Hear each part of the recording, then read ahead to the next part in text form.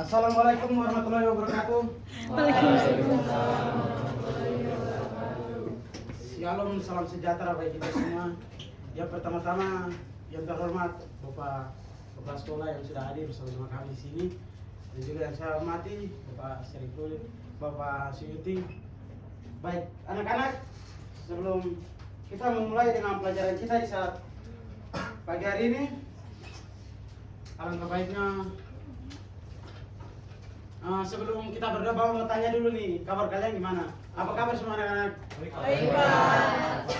Puji Tuhan, itu yang selalu Bapak harapkan. Baik, sebelum kita memulai dengan pelajaran kita di saat pagi hari ini, ketua kelas bisa bimbing kita dalam doa pembukaan. Baik teman-teman, sebelum kita memulai pelajaran hari ini, alangkah baiknya kita berdoa terlebih dahulu. Berdoa dimulai. Berdoa selesai, memberi salam. Assalamualaikum warahmatullahi wabarakatuh. Waalaikumsalam anak-anak. Baik, terima kasih sudah berdoa. Baik, kita akan mulai dengan mata pelajaran kita di saat pagi hari ini. Namun sebelum itu saya mau tanya nih. Untuk kemarin kan kita juga sudah belajar materinya tentang apa? Coba Pak, saya masih ingat Pak, pemberdayaan komunitas Pak. pemberdayaan komunitas, betul.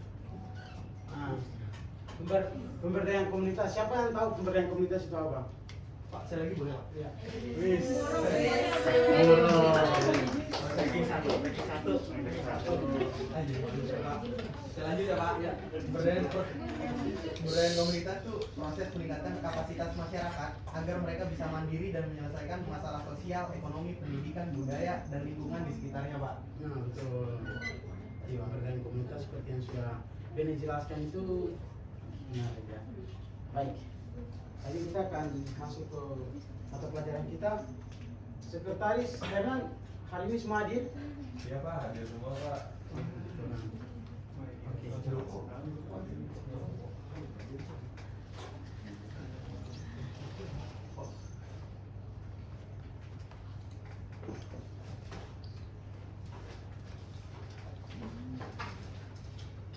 Nah, hari ini kita akan membahas tentang merancang program pemberdayaan komunitas berbasis kearifan lokal. Nah, namun sebelum itu seperti yang digambar dan juga pasti teman-teman tahu nama lokal dan kearifan lokal itu. Nah, anak-anak. Nah, namun sebelum itu perancangan program pemberdayaan komunitas berbasis lokal. Mungkin Bena bisa baca? Yang itu Pak, Iya. Merancang program pemberdayaan komunitas berbasis kearifan lokal. Strategi dengan cara ya, Pak. Dengan cara Iya. strategi pemberdayaan komunitas berbasis kearifan lokal adalah pendekatan yang mengutamakan nilai-nilai dan tradisi setempat sebagai dasar dalam membangun dan memperkuat masyarakat. Tujuannya sendiri adalah untuk meningkatkan kesejahteraan dan kemandirian masyarakat dengan memanfaatkan potensi lokal yang telah ada sejak lama. Begitu Pak. Itu. Seperti yang sudah dijelaskan oleh Bene, bahwa strategi pemberdayaan komunitas berbasis kearifan lokal adalah pendekatan yang mengutamakan nilai-nilai tradisional setempat. Nah, ini adalah mereka strategi pendekatannya kepada masyarakat. Nah, dan mereka tidak langsung dekat kepada masyarakat, tapi mereka punya strategi untuk bagaimana pemberdayaan lokalisan atau kearifan lokal dan juga nilai-nilai tradisional setempat. Bagaimana di sana pasti semua punya norma ya gitu. Nah, dan di sini juga tujuan untuk meningkatkan kesejahteraan dan kemandirian masyarakat dengan memanfaatkan potensi lokal. Nah, tujuannya juga untuk meningkatkan kesejahteraan bagi masyarakat setempat yang di sana. Seperti kemandirian di tempatnya mereka sendiri. Seperti potensi lokalnya mereka apa. Kalau contohnya kalau saya di Pegunungan Arfak, kita di sana itu yang paling banyak itu emas. Jadi biasa dari provinsi kalau mau datang sosialisasi, mereka mengembangkan potensi lokal kita yaitu nanas. Jadi kita di sana buat jus nanas, ya kayak gitu. Nah, Jadi itu manfaatnya kita gimana untuk memanfaatkan potensi lokal kita, karena kita semua tempat itu punya potensi lokalnya masing-masing. Apalagi kalau Indonesia itu besar, berapa provinsi? 34, 36 provinsi, bayangkan. Itu dari banyak, ada yang Sunda, Jawa, Papua, jadi banyak. Yang paling sering viral di sosial media itu seperti Bali yang itu tarian, terus pokoknya banyak. Baik. Nah, tadi kita sudah bahas tentang kearifan lokal, pemberdayaan komunitas berbasis kearifan lokal. Nah, sekarang Bapak mau tanya, apa itu kearifan lokal?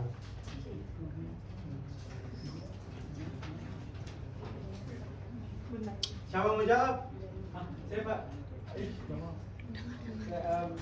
Kalau menurut saya kearifan lokal itu adalah pengetahuan, nilai, norma atau kebiasaan yang berkembang secara turun-temurun dalam suatu masyarakat menjadi bagian dari identitas budaya mereka, Pak. Nah, kearifan ini lahir dari interaksi yang panjang antara manusia dengan lingkungannya serta dipengaruhi oleh sejarah, agama, kepercayaan, dan kondisi geografi setempat, Pak. Yang saya baca di buku, Pak. Jadi kearifan lokal seperti yang sudah dijelaskan yang sudah dibaca sama Dimas, bahwa itu kearifan lokal itu adalah nilai-nilai setempat. Kan kalau di satu daerah itu namanya itu kan satu kampung itu komunitas. Jadi gimana mereka dalam kekompakannya mengelola hasil mereka sendiri atau pengelola lokal mereka. Baik. Yang tadi sudah dimantui juga ada Bapak ada tulis, kearifan lokal merujuk pada pengetahuan, nilai, dan praktik yang berkembang dalam suatu komunitas di bidang usaha secara turun-temurun. Contohnya termasuk gotong royong seperti ini ya, gotong royong, musyawarah untuk memanfaatkan sistem pertanian tradisional seperti suku Subak di Bali dan tradisi adat lainnya. Nah, mengapa kearifan lokal itu penting? Mengapa? Coba, ada yang bisa jawab? Mengapa kearifan lokal itu penting? Saya, Pak.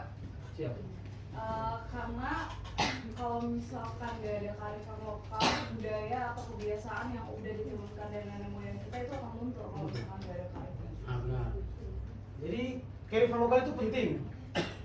Di mana itu kita macam mempertahankan apa yang sudah oma kita, ya kita tanamkan udah dari nenek moyang kita, itu kita masih juga.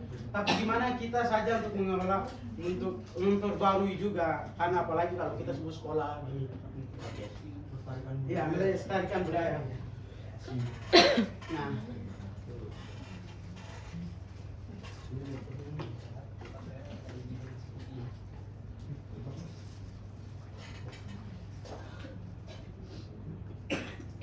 Mati-mati ya, Pak? iya. Diam.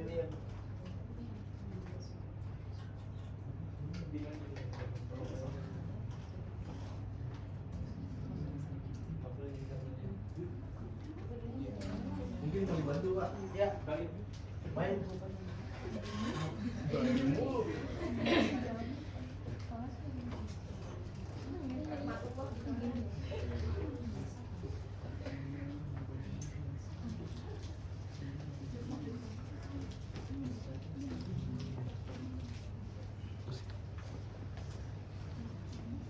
Nah,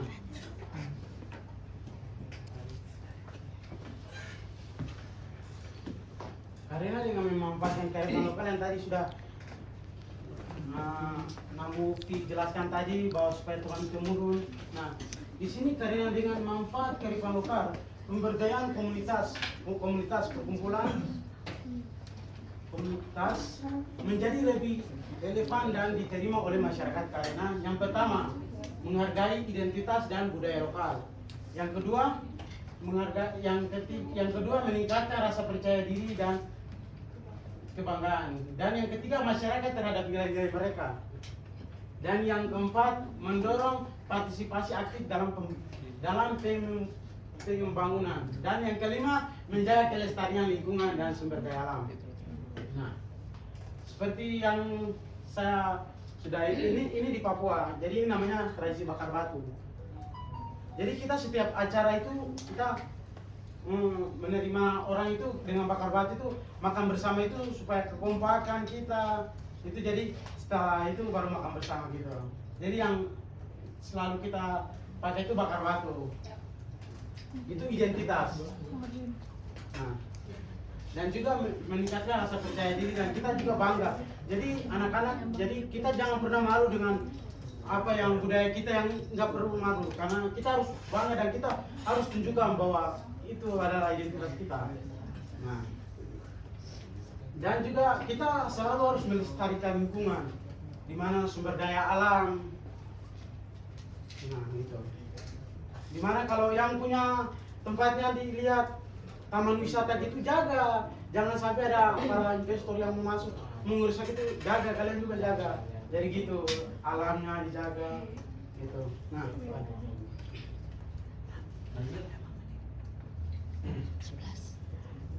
langkah-langkah strategi pemberdayaan berbasis kearifan lokal.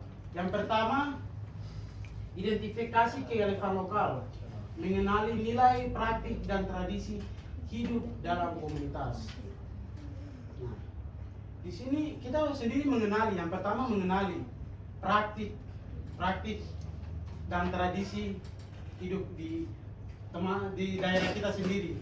Seperti komunitas. Kalau saya hidup saya di contoh Bapak ya, Bapak di Pegunungan Arfak. Jadi kalau kita di sana nilai-nilai praktik kita itu, jadi setiap acara itu kita biasa bawa noken, terus tumbuh tanah, tarian gitu. Jadi kalau anak-anak juga pasti beda-beda lah. Mungkin apa acara adatnya di sana, apa gimana kayak gitu. Nah, dan gitu. Yang kedua, analisa potensi dan tantangan, menilai keuntungan, kelemahan, peluang, dan ancaman terkait kearifan lokal. Menilai keuntungan, bagaimana kita menilai keuntungan di daerah kita, dan kelemahan apa yang ini kelemahan kita.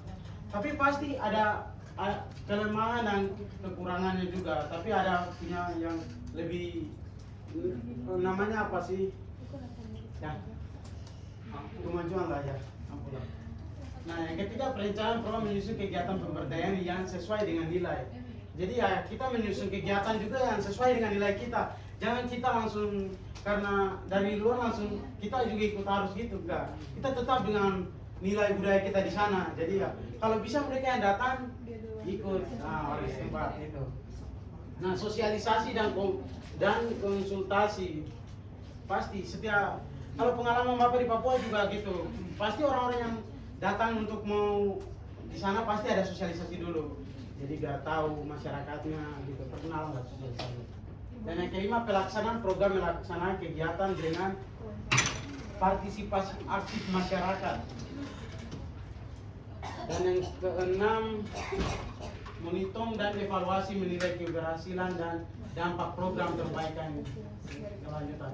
Jadi yang keenam ini dia evaluasi tentang program yang sudah berjalan di kampung yang tadi sudah disosialisasi. Jadi bagaimana kita sebagai kalian sebagai ini bisa bagaimana melihat meneruskan harapan orang tua kepada kalian, jaga daerah.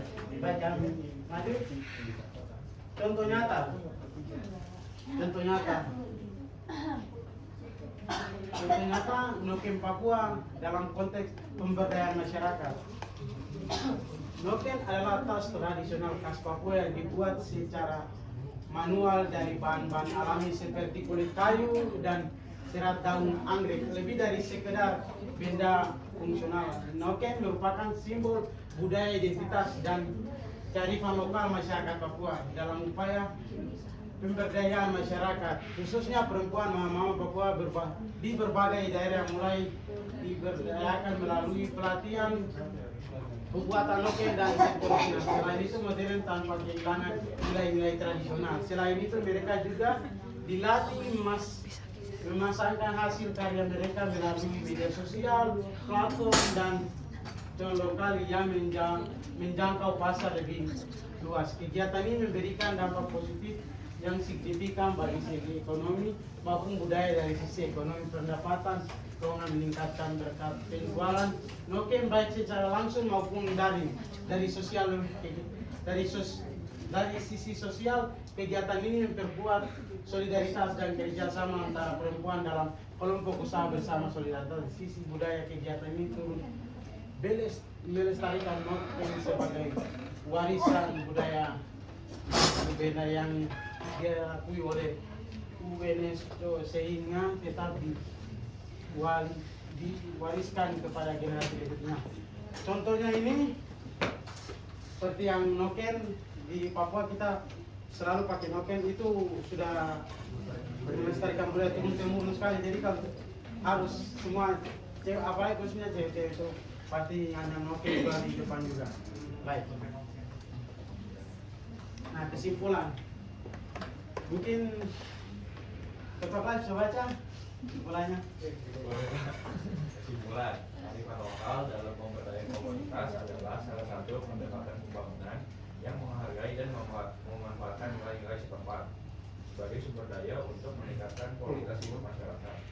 Kearifan lokal juga memiliki peran penting dalam pemberdayaan komunitas karena dapat menjaga identitas budaya, menunjukkan rasa bangga dan percaya diri, meningkatkan solidaritas dan kerjasama, mendorong partisipasi aktif dan kreatif, serta juga memperkuat terkaitan dengan lingkungan alam, menyediakan alternatif solusi, dan mewujudkan pembangunan berkelanjutan.